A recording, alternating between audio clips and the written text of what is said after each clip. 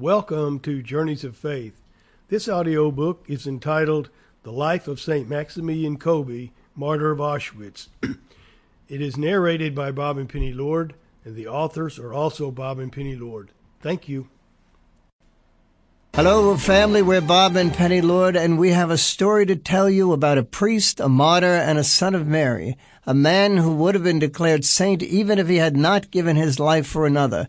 This man is St. Maxmilian Kolbe. I knew right from the beginning he would die a martyr. When St. Maxmilian was 10, becoming displeased, his mother scolded, "Son, what will become of you?" Noticing he began spending more and more time praying in front of a small altar, she questioned him.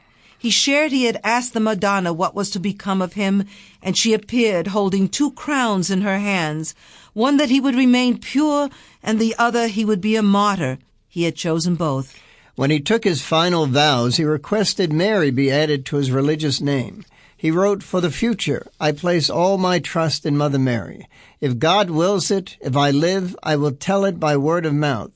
And referring to the time, in our days the worst poison is indifference, which finds victims not only among the people, but even among the religious. He became aware of anti-Catholic propaganda spreading like a plague.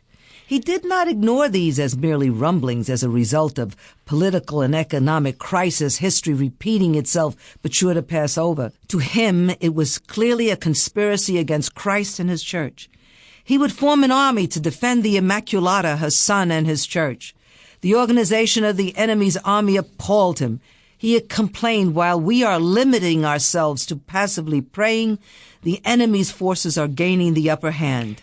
Mary was calling them to make her name known through communication.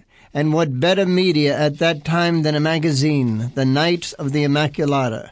The printed word had spread hate and destruction. They would use it to spread the good news of Jesus through the Immaculate Heart of Mary. Tuberculosis knocked Father down in and out of hospitals and sanitariums, but he never stopped working for his lady.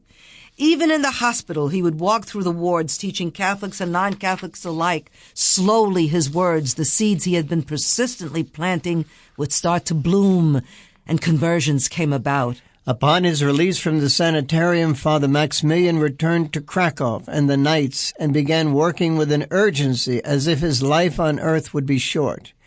January 1922, the first publication of the Knights of the Immaculata began bringing Mary's message into the homes, where the enemy had been striking with radio, newspapers, books, magazines, and other means. The little apostolate immediately had money problems, too much to do with too little finances. Sample complete. Ready to continue?